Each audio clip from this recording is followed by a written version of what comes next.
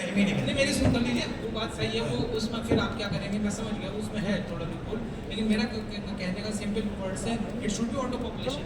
भाई वो पता सिस्टम है, इन्होंने जो परचेज हुई वो दिख गई, इन्होंने सेल भी कर दी, ऑटो पॉपुलेशन हो, ऑटोमेटिकली इनके पास इसलिए ऑटो पॉपुलेशन नहीं हो सकता। और वेरिफिकेशन ऑफ द डाटा, एक minute, when we are talking about verification of the data, कि वहाँ से नोटिस है please come with the documents, तो ये बंदा खुद आप यही मांगते हो तो कुछ नहीं मांगते, नहीं करते। मेरा कहने का मतलब है कि ना अप्लाई ना करना पड़े, ऑटोमेटिक इनके पास मैसेज है कि ऐसा यू possible आर नहीं, called for submission of the data. ऐसा पॉसिबल नहीं है, ऐसा कभी होगा भी नहीं। उसका रीजन है जितनी टैक्स इवेजन जीएसटी में है, आपकी सोच से समझ की बात परे की बात है। 3 लाख करोड़ रुपए का एक साल में जीएसटी का टैक्स इवेजन है। Exports are fake. ईंटें बेची और रिफंड ले लिया, पत्थर भेज दिए। पार्लियामेंट में मैडम सीतारमन की स्टेटमेंट है, जो आप बोल रहे हैं वो किसी देश में पॉसिबल है, कहीं नहीं मिलता। एप्लीकेशन प्राप्त करो, जो आप कह रहे हैं ऑटोमेटिक कैसे होगा। आपने परचेज दिखाया 18% पे, आपने आइटम दिखा दिया HSN 5% पे, तो आपको 13% रिफंड दे दें बिना बच्चा वेरीफाई किए हुए? नहीं दे सकते सर। नहीं, कभी होगा ही नहीं, किसी देश में नहीं हुआ। इनकम टैक्स में नहीं होता सर। अब तो वो भी आपका रिटर्न वेरीफाई करके तब आपको इनकम टैक्स देते हैं। हाँ जी सर, मेरा एक क्वेश्चन है कि जैसे हमने किसी से माल लिया, उसको हमने पैसा भी दे दिया और जीएसटी भी दे दिया, और वो भाग गया कहीं बिना जीएसटी जमा कराए, तो क्या प्रोटेक्शन? ये एक इशू है, इस पे 2 मिनट लगाएंगे। ये हिंदुस्तान में सबसे बड़ा लिटिगेशन, अगर 100 अपीलें पेंडिंग है तो 45 अपीलें इस इशू पे, और कम से कम 3.5-4 लाख करोड़ का लिटिगेशन है पिछले 4 सालों का इस इशू के ऊपर। जिससे आप माल खरीदते हो वो तुम्हारे जिम्मेदारी हो, बंदा चोर नहीं हो। अगर आप किसी चोर से डील कर रहे हो, आपको इनपुट टैक्स क्रेडिट नहीं मिलेगा। और ये प्रूव आपको करना है कि आपने चोर से आपने डीलिंग नहीं की थी, ये प्रूव आपको करना है। हम लोग क्या कहते हैं, हमने टैक्स समाइज लिया, हमने उसको पेमेंट कर दी बाय बैंक, हमने टैक्स की पेमेंट भी की, तो जितने चोर जो मुसेरे भाई होते हैं उनकी सब डॉक्यूमेंट ठीक होते हैं, स्टॉक लेजर भी ठीक होगा, ईवे बिल भी ठीक होगा, लेकिन आपको प्रूफ करना है कि आपने वो माल खरीदा था। खरीदने का मतलब है कि वो माल आपके पास आया फिजिकली, आपने उसको यूज किया या ट्रेडिंग की। आपके स्टॉक लेजर ये बिल वगैरह इसकी कोई बुकत नहीं। अभी सुप्रीम कोर्ट में एक मामला गया था, क्या ऐसी कंडीशन लगाई जा सकती है? एक अभी जजमेंट आई थी, नाम बता देता हूँ, भंडारी स्क्रैप ट्रेडर्स। उन्होंने बोला कि ये कंडीशन गवर्नमेंट लगा सकती है, कॉन्स्टिट्यूशनली वैलिड है, कि अगर सप्लायर ने वो बोलते हैं टैक्स नहीं दिया तो आपको क्रेडिट नहीं। अब आप क्या बोलोगे, हमारे पास टैक्स वाइज है, पेमेंट है, वो केस टू केस आप लड़िए, वकीलों के पास धक्के खाइए। तो उससे अच्छा यही है कि जब भी आप किसी नए सप्लायर से डील करें, उनको बोले टैक्स की पेमेंट तब देंगे जब आप रिटर्न भर दोगे, तब तक हम आपको टैक्स की पेमेंट नहीं करेंगे, आप वरना माल हमें नहीं बेचो। ये एग्रीमेंट वैलिड है, इसमें कोई नुकसान नहीं है। और कोई सवाल?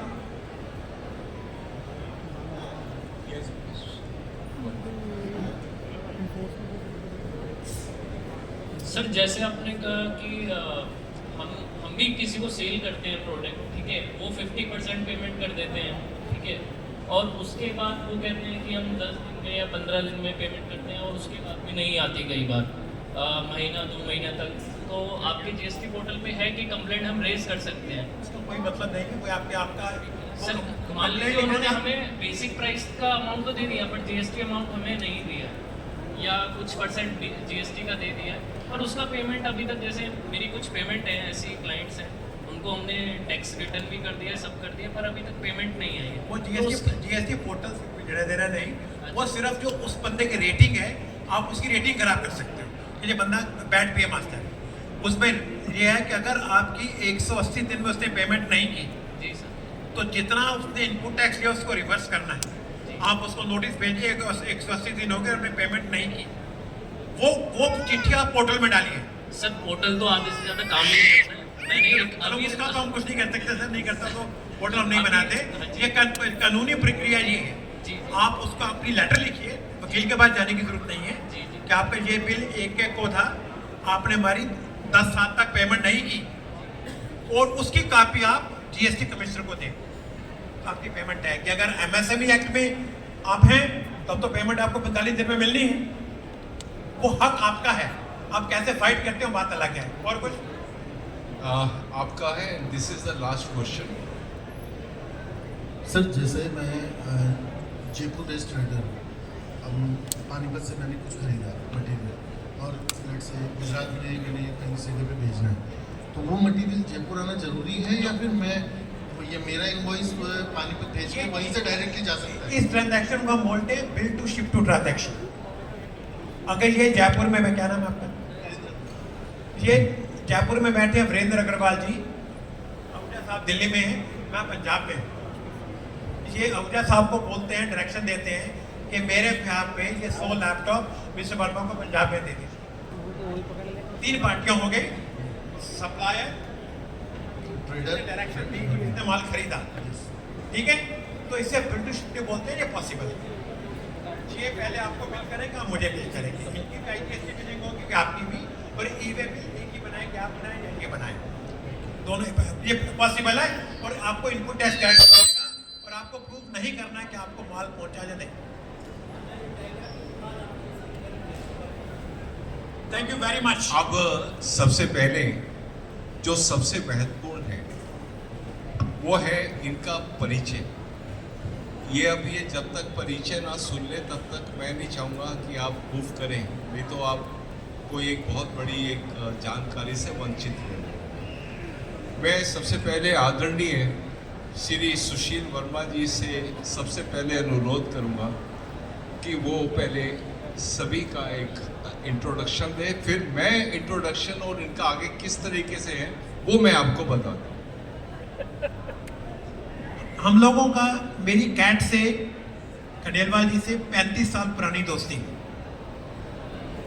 तो ये कैट वाले ऐसे भूखे नंगे हैं, कभी पैसे पूछते भी नहीं, जो मर्जी बोलो पैसे नहीं देते।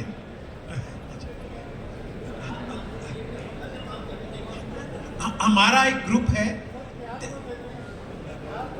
अरे प्यार से तो मैं भगवान कृष्ण राधा थोड़ी ना प्यारी चाहिए खाली। अच्छा, हमारा एक ग्रुप है Delhi GST professionals group. It is a type of NGO जहां हम कैट के जितने भी 6-7 करोड़ ट्रेडर्स मेंबर्स हैं, जो एसोसिएशन हैं, अगर उनकी क्वेरी आती है तो ये लोग लेफ्टिनेंट्स हैं जो हमारे पीछे लग जाते हैं, इनका जवाब दीजिए। मेरा नाम सुशील वर्मा है और इस ग्रुप का मैं भी मेंबर हूँ। मिस्टर ऐसी भाटिया हैं, आइए जी। ये ऐसे भाटिया जी हैं, हिंदुस्तान के टॉप 10-15 लॉयर्स में से हैं, इस लाइन के हैं, 40-45 साल का एक्सपीरियंस है और दिल्ली गवर्नमेंट के बड़े साल से स्टैंडिंग काउंसिल रहे सुप्रीम कोर्ट तक। तो ये भी हमारे ग्रुप के मेंटोर हैं। मिस्टर नरेंद्र आहूजा हैं, ये हमारे कन्वीनर हैं और एंड वेरी डैशिंग लॉयर। एक हमारी ग्रुप की नेता हैं मैडम नीतिका खन्ना, ये भी एडवोकेट हैं। सीए रेणु शर्मा जो वीडियो बना रही हैं, उनको ऊपर नहीं ला सके, तो ये सीए हैं। और हम एंड डॉक्टर नवीन, ये असम से आते हैं हमारे ग्रुप में, तो असम के लोग इनको भी डायरेक्ट कॉन्टेक्ट कर सकते हैं। और हमारे सारे नंबर विपिन जी के पास हैं, ये आपको सर्कुलेट कर सकते हैं। और जब भी आपको ज़रूरत हो कैट के थ्रू, डायरेक्ट नहीं। अब इनका परिचय मैं देता हूँ। इनका आकर्षण आप देखिए कि आसाम से स्पेशली जब भी हमारे दिल्ली जीएसटी ग्रुप की मीटिंग होती है, आसाम से स्पेशली इस मीटिंग को अटेंड करने के लिए आते हैं, सुनने के लिए आते हैं।